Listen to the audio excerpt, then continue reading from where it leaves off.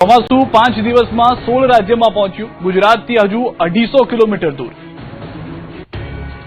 દક્ષિણ પશ્ચિમ ચોમાસું 4 જૂને કેરળમાં પહોંચ્યા બાદ હવે ઝડપથી દેશના અન્ય ભાગોમાં આગળ વધી રહ્યું છે. હાલમાં ચોમાસું ભારતના 16 જેટલા રાજ્યોમાં સંપૂર્ણ કે આંશિક રીતે પહોંચી ગયું છે. દક્ષિણ ભારતના કેરળ, કર્ણાટક, તમિલનાડુ, આંધ્રપ્રદેશ અને તેલંગાણામાં ચોમાસાની એન્ટ્રી થઈ ગઈ છે. પશ્ચિમ ભારતના મહારાષ્ટ્ર અને ગોવામાં ચોમાસું બેસી ગયું છે. પૂર્વોત્તર ભારતના નાગાલેન્ડ, મણિપુર, સિક્કિમ અને મિઝોરમમાં ચોમાસું સંપૂર્ણપણે બેસી ગયું છે. જ્યારે આસામ, ત્રિપુરા અને અરુણાચલ પ્રદેશના કેટલાક ભાગોને તેણે આવરી લીધા છે. પૂર્વ ભારતના પશ્ચિમ બંગાળના કેટલાક વિસ્તારોમાં ચોમાસાનું આગમન થઈ ગયું હતું. બીજી તરફ મહારાષ્ટ્રમાં ચોમાસાએ બ્રેક મારી છે. અરબ સાગરની શાખા 24 કલાકથી સ્થિર છે. બંગાળની ખાડીની શાખા આગળ વધી છે. એટલે હજુ પણ ચોમાસું ગુજરાતથી અંદાજ 250 કિલોમીટર દૂર છે. જોકે પ્રી મોન્સૂન એક્ટિવિટી શરૂ થઈ ગઈ છે. સાયક્લોનિક સર્ક્યુલેશનના કારણે સૌરાષ્ટ્ર અને દક્ષિણ ગુજરાતના કેટલાક જિલ્લાઓમાં 7 દિવસ પવન અને ગાજવીજ સાથે હળવોથી મધ્યમ વરસાદની આગાહી છે. 13 જૂનથી સૌરાષ્ટ્રના કેટલાક ભાગોમાં સામાન્ય વરસાદનું અનુમાન છે. હાલ ચોમાસું આગળ વધવા માટે સાનુકૂળ પરિબળો છે. આગામી 4-5 દિવસ અનુકૂળ સ્થિતિ છે. हल्का से मध्यम बरसात का संभावना रहेगा. मेनली आपका जो 4 दिन तक नक्सरी, वलसाड, डांग, दमन, दादरा, नगर हवेली और तापी के लिए दिया गया है. उसके आगे फिर उत्तर की तरफ और भी कुछ डिस्ट्रिक्ट का हल्का से मध्यम बरसात होने का संभावना है. और जो सौराष्ट्र कच्छ के लिए डे 5 मतलब 13 जून से हल्का से मध्यम बरसात का संभावना रहेगा अधिकतर स्थानों में. સુરતમાં ભૂતિયા ડિમોલિશનને લઈને વિવાદ ઉગ્ર બન્યો. ધારાસભ્યએ કોર્પોરેશનના અધિકારીઓની સંડોવણીનો આક્ષેપ કર્યો. સુરતમાં વેડ દરવાજા પાસે આવેલા વર્ષો જૂના નાસિરનગર વિસ્તારમાં ભારે પોલીસ બંદોબસ્ત સાથે 100 જેટલા મકાનોનું ડિમોલિશન કરવામાં આવ્યું હતું. જોકે આ ડિમોલિશન ગુજરાતના ઇતિહાસનું સૌથી રહસ્યમય ડિમોલિશન ગણાવી શકાય એવું છે. સસ્પેન્સ ફિલ્મને આંટી મારે એવા રહસ્યના તાણાવાણા ગૂંથાયેલા છે. જોકે આ ભૂતિયા ડિમોલિશનનું વિલન કોણ છે તેનો ચહેરો સામે આવવાનું હજુ બાકી છે. નવાઈની વાત એ છે કે આટલી મોટી કામગીરી થઈ ગઈ હોવા છતાં હવે તંત્ર દ્વારા ડિમોલિશનમાં અમારો કોઈ હાથ જ નથી તેવી વાતો કરીને સમગ્ર મામલે હાથ ખંખેરવાનો પ્રયાસ થઈ રહ્યો છે. ત્યારે જેસીબી ભાડે આપનાર સાથેની કથિત ઓડિયો ક્લિપ વાયરલ થઈ છે, જેમાં તે ખુલાસા કરી રહ્યો છે. આ જે મશીન મોકલ્યા હતા એ કેવી રીતે મોકલ્યા હતા? એમ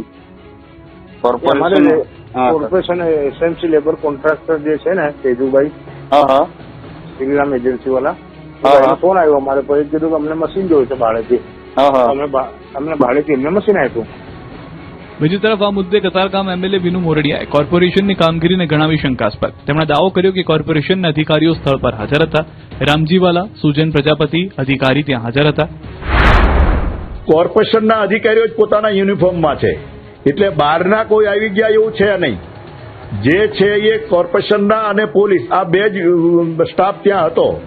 બાકી જે કોર્પોરેશનની જે ડિમોલિશન માટેના હથિયારો કે કાંઈ પણ જ્યારે સાધનો મગાવતી હોય, જે કોન્ટ્રાક્ટ બેઝ ઉપર મગાવતી હોય એ એજન્સીના માણસો હતા. બીજી તરફ કોંગ્રેસે આગામી 3 દિવસમાં જવાબદારો સામે લેન્ડ ગ્રેબિંગનો ગુનો નોંધી એફઆઈઆર કરવામાં નહીં આવે તો સુરત જઈને સ્થાનિક રહીશો સાથે ઉગ્ર આંદોલનની ચીમકી આપી છે.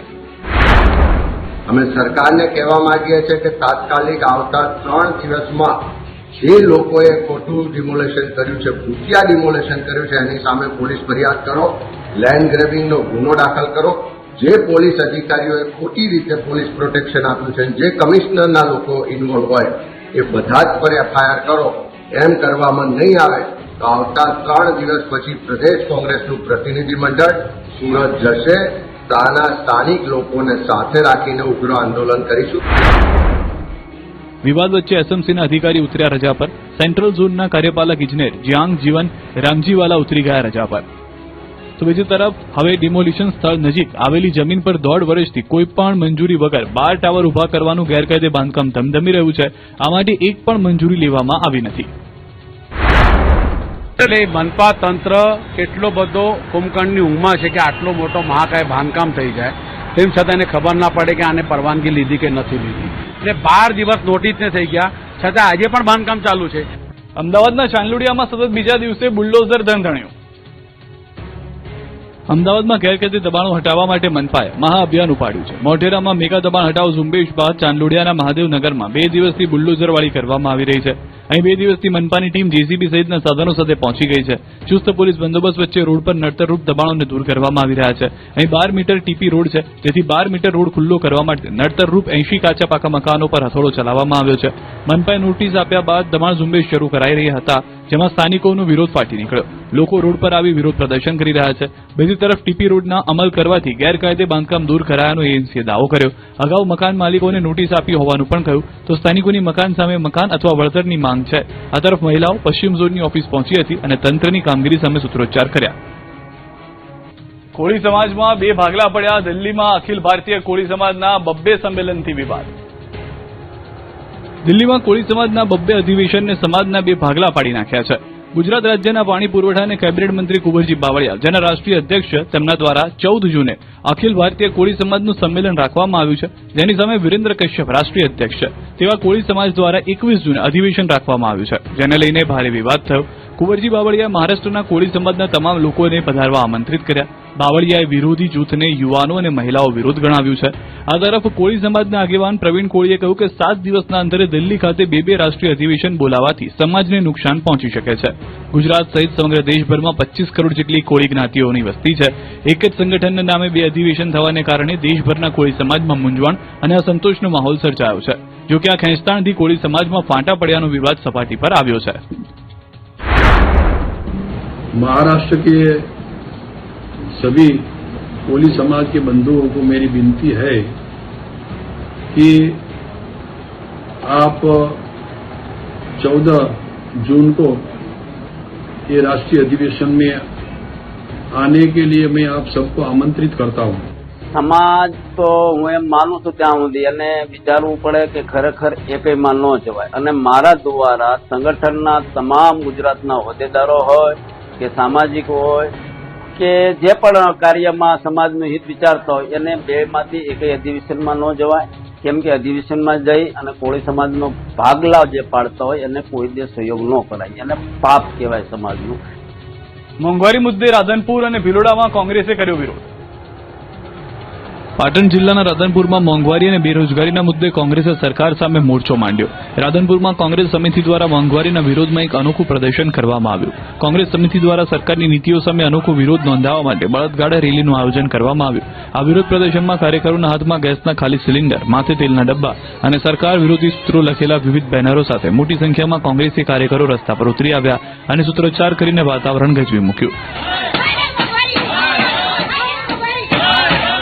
વિરોધ પ્રદર્શન એટલું ઉગ્ર હતું કે કાર્યકરો રેલી યોજીને હાઈવે ચક્કાજામ કરવા જઈ રહ્યા હતા, પરંતુ પોલીસે સમય સૂચકતા વાપરીને તેમને અધવચ્ચેથી જ રોકી લીધા. આ આક્રમક વિરોધ પ્રદર્શનમાં જિલ્લા કોંગ્રેસ પ્રમુખ ગેમર દેસાઈ સહિત તાલુકા પ્રમુખ અને મોટી સંખ્યામાં કાર્યકરો જોડાયા હતા, જેમણે છેલ્લે નાયબ કલેક્ટરને આવેદનપત્ર આપીને વહેલી તકે મોંઘવારી પર કાબુ મેળવવાની માંગ કરી છે. અરવલ્લી જિલ્લાના ભિલોડા ખાતે પણ કોંગ્રેસે વિરોધ કર્યો. મોંઘવારી, બેરોજગારી અને વારંવાર બનતી પેપર ફૂટવાની ઘટનાઓ સામે ભિલોડા તાલુકા કોંગ્રેસ સમિતિએ રણશીંગું ફૂંક્યું. યુવાનોના ભવિષ્ય સાથે થતા ચેડા અને સામાન્ય જનતાની કમર તોડતી મોંઘવારી સામે કોંગ્રેસના કાર્યકરો અને નેતાઓ એકઠા થઈને ધરણા પર બેસી ગયા હતા. સરકારની નીતિઓ સામે આક્રોશ વ્યક્ત કરવા માટે મોટી સંખ્યામાં કોંગ્રેસના કાર્યકરો અને સ્થાનિક લોકો આ ધરણા કાર્યક્રમમાં જોડાયા હતા. ડીસા એપીએમસીમાં ગોવાભાઈ રબારીના શાસનનો અંત, ખીતાભાઈ દેસાઈ બન્યા ચેરમેન. બનાસકાંઠાના ડીસા માર્કેટ યાર્ડની સત્તામાં પરિવર્તનનો પવન ફૂંકાયો છે. છેલ્લા 2.5 વર્ષથી યાર્ડ પર શાસન કરતા ડીસાના પૂર્વ ધારાસભ્ય અને કોંગ્રેસમાંથી ભાજપમાં આવેલા ગોવાભાઈ રબારીના શાસનનો અંત આવ્યો છે. યાર્ડની ચૂંટણીમાં ડીસા માર્કેટ યાર્ડના ચેરમેન તરીકે ખીતાભાઈ દેસાઈનો વિજય થયો છે, જ્યારે વાઇસ ચેરમેન તરીકે અર્જનભાઈ પટેલનો વિજય થયો છે. આમ ડીસા માર્કેટયાર્ડમાં માવજી દેસાઈનો દબદબો યથાવત રહ્યો છે. ઉલ્લેખનીય છે કે માર્કેટયાર્ડની જૂની ઉચાપતો અને ભારતમાળા પ્રોજેક્ટના જમીન વિવાદને કારણે પક્ષની છબી બચાવવા ભાજપે ગોવાભાઈને સાઇડલાઇન કર્યા તેવી ચર્ચાઓ ચાલી રહી છે. તેમજ ગોવાભાઈના ભાજપમાં જોડાવાથી પક્ષને કોઈ ફાયદો થયો ન હોવાથી પણ ચર્ચાઓ ચાલી છે. ઉલ્લેખનીય છે કે ગોવાભાઈ અને તેમના સમર્થકો ગોવાભાઈને રિપીટ કરવા માટે લોબિંગ કરી રહ્યા છે, પરંતુ ડિરેક્ટરો ક્યાંક ગોવાભાઈથી નારાજ હોય તેવી પણ ચર્ચાઓ